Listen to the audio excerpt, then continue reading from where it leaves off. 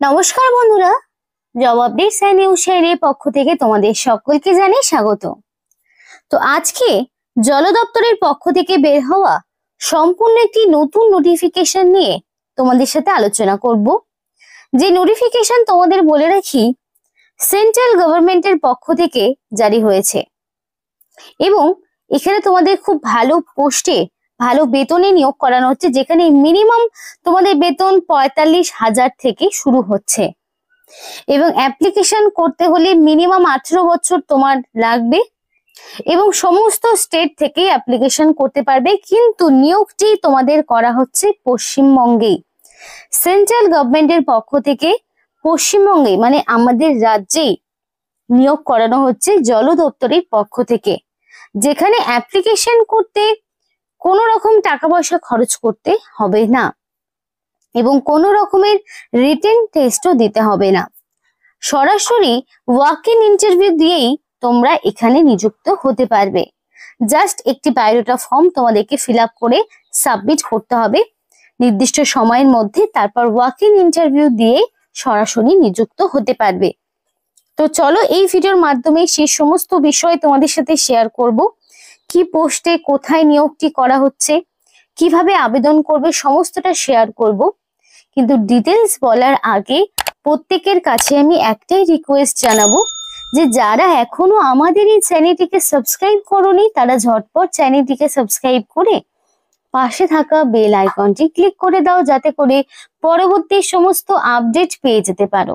তো চলো বন্ধুরা, আর একদমই দেরি করব না, এবার ডাইরেক্ট অফিসিয়াল নোটিশ নিয়ে বিস্তারিত আলোচনা তোমাদের সাথে শুরু করব। তো বন্ধুরা দেখো, http://www.fbp.government.in এই অফিসিয়াল ওয়েবসাইটে গেলেই তোমরা অ্যাপ্লিকেশন ফর্মটি ডাউনলোড করতে পারবে এবং নোটিফিকেশনটাও পেয়ে যাবে। তো এখানে তোমাদের যে বেতনে নিয়োগ করা হচ্ছে সেটা হচ্ছে 44,900 থেকে শুরু করে 1,42,400। এটা হচ্ছে তোমাদের স্যালারি স্কেল, মানে পে লেভেল 7 অনুযায়ী তোমাদের বেতনের স্ট্রাকচার দেওয়া রয়েছে। বুঝতেই পারছো খুবই ভালো মানের বেতনে তোমাদেরকে নিয়োগ করানো হচ্ছে। তো অ্যাপ্লিকেশন করার লাস্ট ডেট অনুযায়ী ম্যাক্সিমাম এজ লিমিটটা দেওয়া রয়েছে 56 বছর। কারণ এখানে যেমন এক্স সার্ভিসম্যানরা আবেদন করতে পারবে, তেমনি যারা ফ্রেশার্স ক্যান্ডিডেট তারাও আবেদন করতে পারবে। সেই কারণে ম্যাক্সিমাম এজ লিমিটটাই দেওয়া রয়েছে 56 বছর। মিনিমাম 18 বছর হতে হবে, ম্যাক্সিমাম 56। যেহেতু এজ লিমিটটা 56 রাখা হয়েছে, এর মধ্যে কিন্তু সমস্ত রকম ছাড় চলে যাচ্ছে, আর এক্সট্রা করে বয়সের ছাড়ের প্রয়োজন হচ্ছে না। এবং অ্যাপ্লিকেশন করার লাস্ট ডেট অনুযায়ী তোমাদের বয়স ক্যালকুলেট করা হবে। এবার দেখো এই বায়োডাটা ফর্মটি তোমরা কিভাবে পূরণ করবে। এই বায়োডাটা ফরম্যাটটি তোমাদেরকে ভিডিও ডেসক্রিপশন বক্সে দিয়ে দেবো। তোমরা চাইলে এই ফরম্যাটটিও পূরণ করতে পারো, কিংবা যে কোনো ক্যাফেতে গেলেও তোমরা সেটা একটি ফর্ম ডাউনলোড করে একবারে ডাইরেক্ট ফিল আপ করেও নিয়ে আসতে পারো। তো অ্যাপ্লিকেশন ফর্মটি কিভাবে পূরণ করবে দেখো, ফার্স্টে তোমাদের দিতে হবে কোন পোস্টের জন্য তুমি অ্যাপ্লিকেশন করছো, সেই নাম তোমাকে ফার্স্টে দিতে হবে। আর এখানে রিসেন্ট কালার পাসপোর্ট সাইজের ফটো অ্যাটাচ করে দিতে হবে।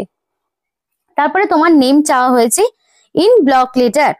তো ব্লক লেটারে তোমার নাম দিতে হবে এবং অবশ্যই অ্যাকর্ডিং টু মাধ্যমিক বা তার সমতুল্য পরীক্ষার অ্যাডমিটে এক্স্যাক্টলি তোমার যা নাম রয়েছে সেই নাম এবং মাধ্যমিকের অ্যাডমিট অনুযায়ী তোমার যা বয়স রয়েছে সেই বয়স তোমাকে দিতে হবে। তারপরে date of birth, day month year হিসাবে ডেট অফ বার্থ দিতে হবে। আর সরি, একটু ভুল হয়ে গেল, এজের ব্যাপারটা যেটা বললাম, এজটা তোমাকে অবশ্যই অ্যাপ্লিকেশন করার যে লাস্ট ডেট সেই অনুযায়ী এক্স্যাক্টলি কত বছর, কত মাস, কত দিন তোমাকে ইনপুট করতে হবে। জেন্ডার, মেল ফিমেল প্রত্যেকেই আবেদন করতে পারবে। তো মেল হলে মেলের ঘরে টিক করবে, ফিমেল হলে ফিমেলের ঘরে টিক করতে হবে। এরপরে রয়েছে রিলিজিয়ন, কাস্ট। রিলিজিয়ন যে কোনো হতে পারে, কাস্টও যে কোনো ক্যাটাগরির হতে পারে, ইউআর হোক কিংবা ওবিসি হোক অথবা এসসি কিংবা এসটি। তোমার যদি এই সমস্ত ক্যাটাগরি থাকে তাহলে তার মধ্যে যে কোনো একটি মানে যে ক্যাটাগরি রয়েছে তার প্রপার সার্টিফিকেট দিতে হবে। আর যদি ইউআর হয়ে থাকো তাহলে তো কোনো রকম ডকুমেন্টস দিতে হচ্ছে না। নেম অফ গার্জেন, তো গার্জেনের নাম হিসাবে তুমি তোমার মার নাম বাবার নাম কিংবা হাজব্যান্ডের নাম দিতে পারে যারা বিবাহিত রয়েছে, বিকজ ম্যারিড আনম্যারিড এবং মেল ফিমেল প্রত্যেকেই আবেদন করতে পারবে।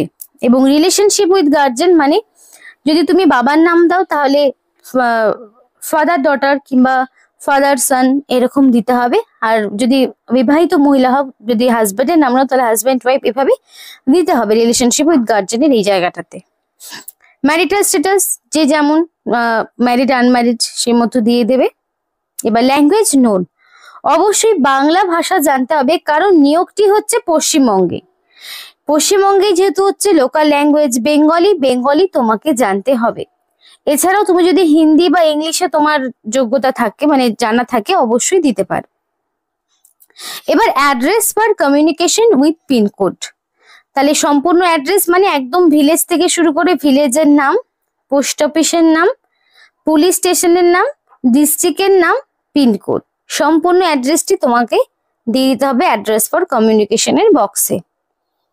পার্মানেন্ট অ্যাড্রেস যেটা রয়েছে উইথ পিনকোডের ঘরেও সেম ইনফরমেশন গুলোই ইনপুট করে দিতে হবে, তাই তো।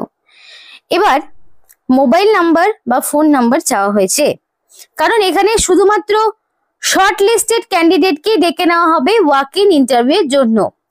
তো সেই অনুযায়ী তোমাকে এখানে অবশ্যই ভ্যালিড ফোন নাম্বার এবং মেইল আইডি দিতে হবে, যাতে করে সিলেকশন প্রসেসের অল ইনফরমেশন তুমি সময় মতো পেয়ে যেতে পারো।